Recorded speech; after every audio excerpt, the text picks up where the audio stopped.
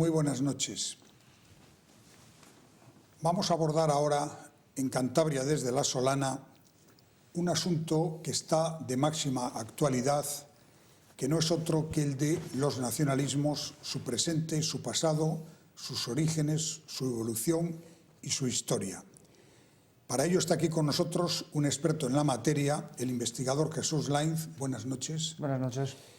Autor de numerosos libros en los cuales, en la mayor parte de ellos, aborda este tema, pues desde Adiós España, verdad y mentira de los nacionalismos, hasta La nación falsificada, España desquiciada, Escritos reaccionarios o desde Santurce a Bizancio, El poder nacionalizador de las palabras. Y acaba de publicar ahora un libro que ha tenido un enorme impacto titulado España contra Cataluña. El título ya lo dice todo y nos introduce en la deriva independentista de Cataluña. Este libro se presentará el próximo día 15 en el Ateneo de Santander a las 7:30 de la tarde y sin duda será un acontecimiento para que allí Jesús Lainz pues no solamente hable del libro, sino que en el coloquio pues aclare dudas y presente también incertidumbres sobre lo que puede pasar con la deriva tanto catalana como vasca. Bueno, usted ha escrito mucho sobre los nacionalismos, prácticamente su obra gira en torno a esto, lo ha estudiado a fondo, lo conoce muy bien, pero a mí ahora, viniendo al presente, llama un poco la atención, nos sorprende el crecimiento de los nacionalismos tanto en Cataluña como en el País Vasco. Es decir, algo que parece que cuando Europa trata de convertirse en una nación, sin embargo aquí estamos dando los pasos hacia atrás de no solamente ya no ser españoles y europeos o ser europeos y no ser ni siquiera españoles, sino que vamos hacia atrás. Bueno, realmente en Europa conviven dos tendencias. La primera, como muy bien ha dicho, es la tendencia, digamos, centrípeta, representada por la UE, evidentemente, ya desde hace medio siglo, desde que terminó la Segunda Guerra Mundial. Pero, por otro lado, en los últimos años estamos viendo que convive con lo contrario, es decir, con las tendencias centrífugas, por ejemplo, en Escocia, que es la más evidente. En Bélgica la polémica no acaba de terminar nunca. En Italia tenemos la cuestión de la Liga Norte y ahora incluso en la Europa del Este tenemos el caso ucraniano, ¿no?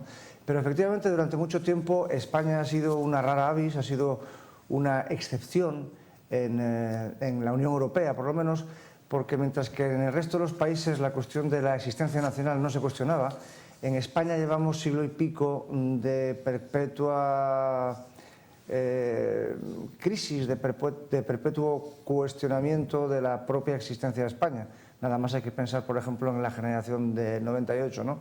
Precisamente la generación del 98 surge en el momento en el cual surgen también los separatismos, es decir, aquella fecha no fue solamente la gran crisis económica, política y colonial, sino la del nacimiento por causa de todo esto de los separatismos vasco y catalán. De manera que efectivamente hoy en día nos encontramos en España con la situación más peculiar, digamos, o más grave de las que pasan en el resto de Europa, que es que llevamos con este problema 100 años y ya está bastante enquistado, y aunque en un principio parecía que con el Estado de las Autonomías se iba a resolver, la experiencia ha demostrado que no, que ha servido para que se ponga peor. Habla usted de 100 años, habla de la generación del 98 y en la portada de su libro yo veo lo que creo que es un fresco del Palacio de Sobrellano. ¿Por qué esa portada, por qué esa alusión al Palacio del Sobrellano del Marqués de Comillas? Sí, el Marqués de Comillas, Antonio López, se casó con una catalana y estableció su base, la base de la compañía transatlántica, en Barcelona. Tengan en cuenta que Barcelona era la gran metrópoli industrial, comercial y también naviera de la España del siglo XIX.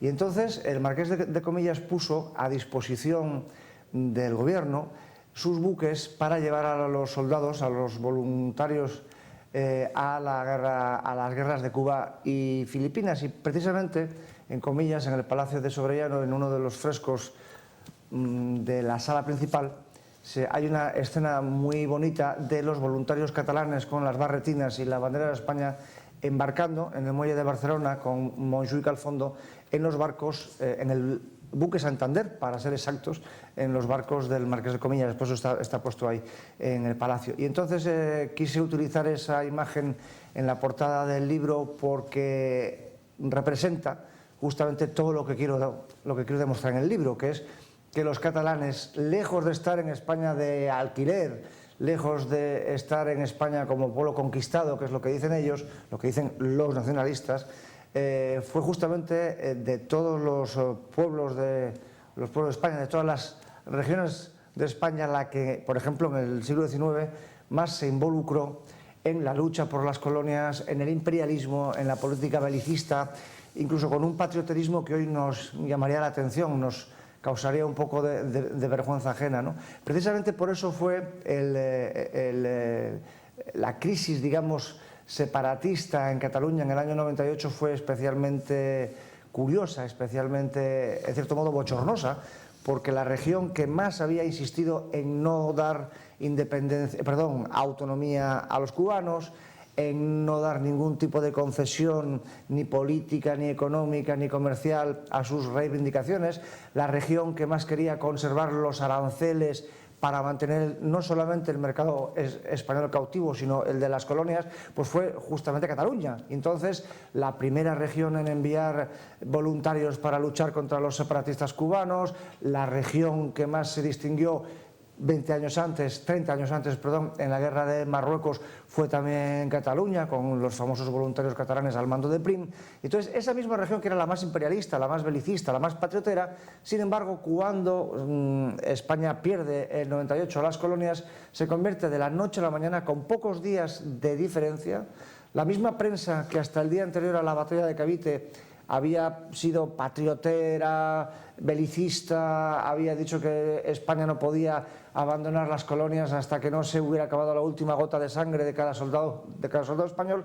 Al día siguiente de la batalla de Cavite empezó a echar la culpa de la guerra a la España castellana, como si solamente los castellanos hubieran sido, estoy hablando de hace 100 y pico años, los causantes de la crisis bélica, de la fanfarronería patriótica, etc., cuando los catalanes fueron tantos, si no más, que el resto de los españoles.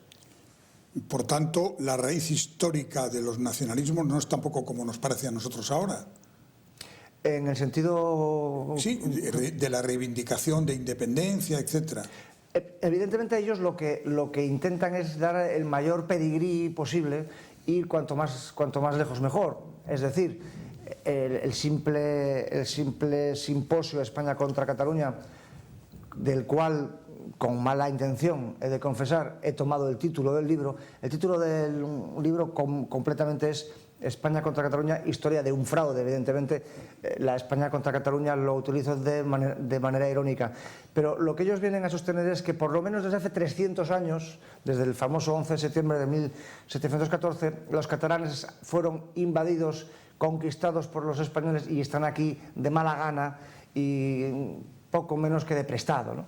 Y con ganas de irse a la mínima que puedan. Y eso es absolutamente falso. En primer lugar, porque los catalanes que lucharon en 1714 no luchaban por la independencia de Cataluña, sino por un candidato a Habsburgo, en concreto frente al candidato borbónico. Y en segundo lugar, porque desde entonces acá no ha habido jamás ningún tipo de intento separatista ni nada que se le parezca, más bien justamente lo contrario. Como he dicho, Cataluña se distinguió, por ejemplo, ni más ni menos que por ser la región española que más voluntarios aportó a la guerra de la Convención en 1794 contra la Francia republicana, y en la guerra de la Independencia todo el mundo conoce, o por lo menos conocía, cuando en la EGB se estudiaba historia antes de que llegara la LOCSE, el sitio de Gerona, ¿no? Todo el mundo conoce la cantidad de miles de muertos que hubo en Gerona porque se negaron a entregar Gerona a los franceses.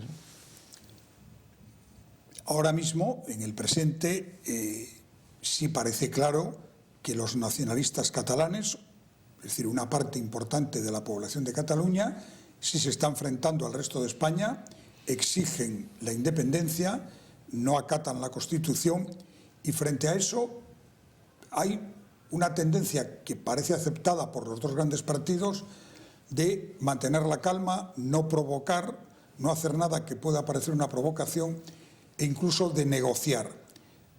¿Cuál es su opinión sobre esa política y qué resultados puede producir? En España estamos sufriendo un curioso fenómeno, y es que la resaca antifranquista está durando más que el propio franquismo.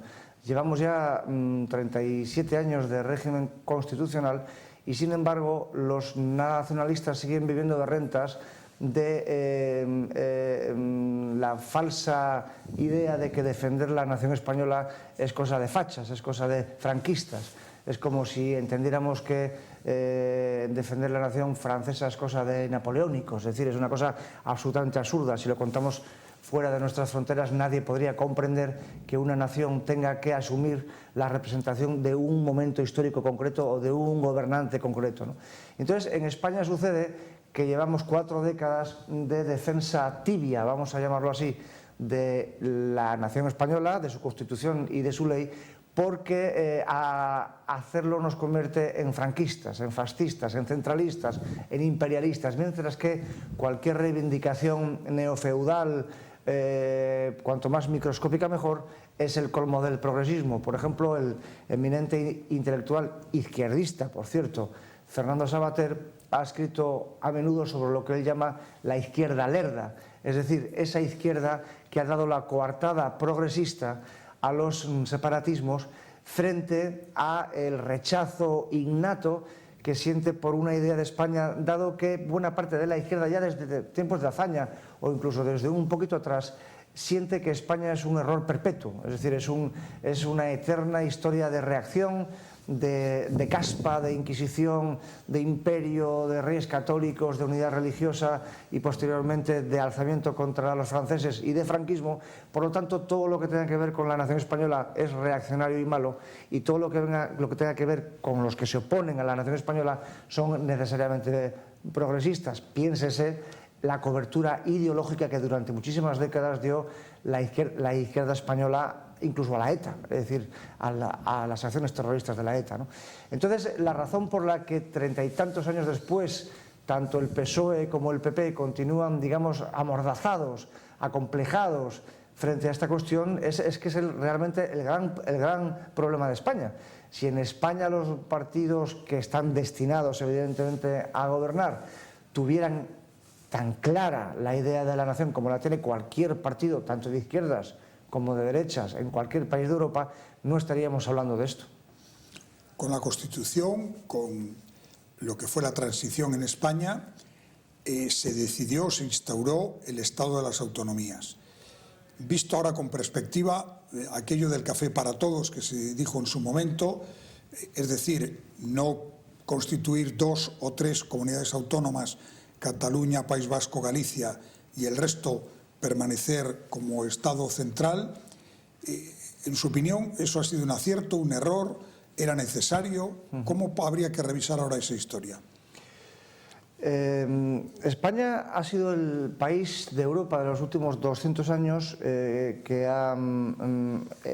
único país de Europa, quiero decir, que ha ido en dirección contraria a los del resto de Europa, porque desde la Revolución Francesa para acá, en todos los países europeos, se ha experimentado un paulatino avance hacia la unificación de legislaciones. Por ejemplo, el Código Napoleónico fue uno de los primeros pasos, ¿no? La unificación y la racionalización de legislaciones, la desaparición de aduanas interiores, incluso todos los países más descentralizados, como por ejemplo las repúblicas federales, ¿no?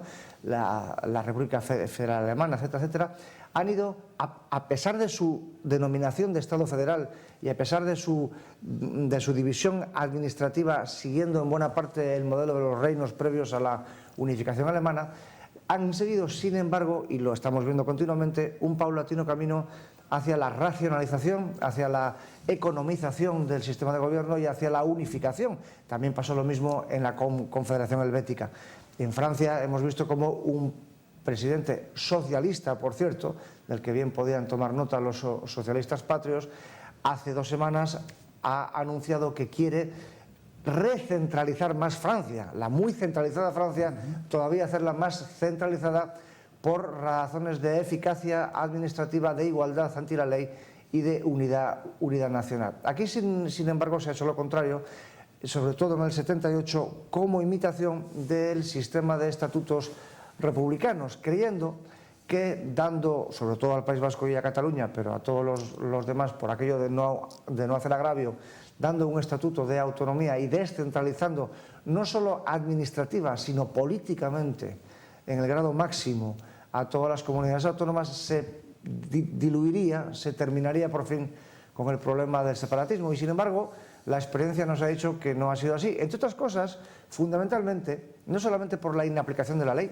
y la inaplicación de las sentencias, lo cual ya es de por sí tremendamente grave, porque se ha demostrado que España no es un Estado de Derecho. Aunque lo diga la Constitución, de facto no lo es. No se cumplen las sentencias, no se cumple la ley. Eso es tremendo. Pero además lo más importante es que el Estado de las autonomías en España ha venido caracterizado por una dimensión identitaria de la que carece cualquier otro modelo de Estado, por descentralizado que sea, del resto del mundo. Es decir, un Estado descentralizadísimo es los Estados Unidos, tan descentralizadísimo que, dependiendo de dónde asesine uno, puede ser condenado o no a la pena capital. Es decir, la diferencia de legislación es mucho mayor que aquí y mucho más descentralizado, en teoría, es la República Federal Alemana. Y sin embargo, en ninguno de estos países esas demarcaciones autonómicas, federales, llámense como se llamen, tienen la dimensión identitaria que sí han tenido aquí.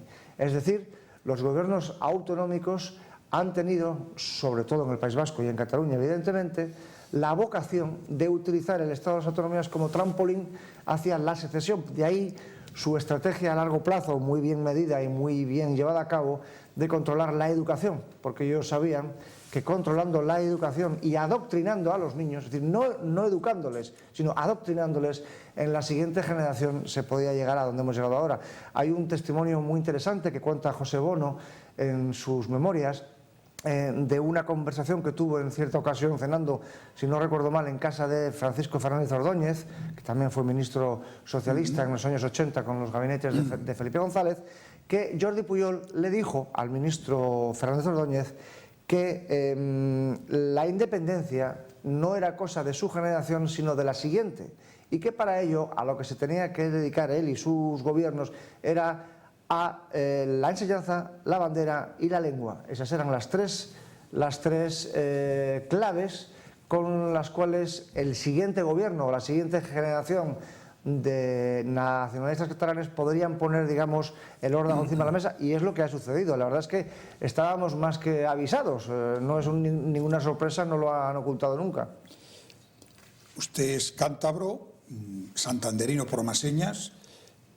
¿Cómo ve la comunidad de Cantabria? Una comunidad pequeña, junto con La Rioja, de las dos más pequeñas de todo el mapa español, en un mundo cada vez más global. ¿Cuál es su opinión sobre el futuro de Cantabria como ente autonómico? Bueno, en primer lugar, yo creo que la revisión del Estado autonómico a nivel nacional es una exigencia que antes o después se tendrá que hacer. No sé hasta qué punto afectará o no a la comunidad autónoma de Cantabria. Por otro lado, una de las razones por las que se creyó en 1978 que sería oportuna la autonomización del mapa administrativo español fue para acercar la administración a los ciudadanos, lo cual en parte es cierto, si bien ha tenido el efecto negativo también de facilitar a los corruptos las posibilidades de mangoneo y en muchas ocasiones de multiplicar las administraciones, multiplicar las funciones de una manera absolutamente irracional. Yo creo que eso, evidentemente, tanto en Cantabria como en el resto de España tendrá que irse corrigiendo. En el caso concreto, además, de Cantabria, yo creo que dada su población y su tamaño, el año 78 era una realidad técnica muy distinta de la que es hoy. Es decir, Internet, la facilidad de hacer todo ya desde casa, deja sin justificación aquella vieja reclamación de que ¿para qué tenemos que ir a Valladolid a hacer estas cosas?, ¿no? Lo mismo que digo esto para Cantabria, lo digo para el resto de España y para el resto de Europa. Es decir, desde muchos puntos de vista, la técnica ha superado, la realidad ha superado a lo establecido en las leyes. Yo creo que la excesiva descentralización administrativa hoy ya no tiene tanto sentido. Aparte de otra cuestión que desde mi punto de vista es clave, si bien la descentralización administrativa está claro que es un bien, nadie puede negar que cuanto más cerca y más fácil es la gestión de las cosas, mejores. Sin embargo, yo no acabo de comprender los 17 poderes legislativos, es una cosa que se me escapa, ¿no? Por ejemplo, el otro día me comentaban en una conversación de bar que los ganaderos se tienen que sujetar a distintas normas sobre el diámetro y características de las ruedas de los tractores dependiendo de en qué comunidad autónoma estén o no. De manera que un ganadero que tenga tierras a un lado y a otro de la frontera de dos comunidades autónomas tiene que andar con ruedas distintas dependiendo del sitio en el que esté. Y como este caso hay un montón de ellos más. Es decir, hemos llegado a una división, a una fragmentación de la ley y de los derechos de los ciudadanos, ¿no? Que no tiene ningún sentido y que solamente puede producir problemas. Pues hemos llegado al final. Muchas gracias, Jesús Lainz. Ha sido un placer. Y a ustedes les recomiendo que lean este libro de España contra Cataluña, título, como bien ha dicho el autor, irónico, referente a esa especie de congreso que se montó en Barcelona con este título, y que realmente es un estudio, por una parte histórico y por otra parte en el presente, de la realidad de los separatismos, de los independentismos y de todo el movimiento de comunidades autónomas que en algunos casos ha derivado en excesos. Muchas gracias. Muchas gracias. Buenas noches. Muchas gracias.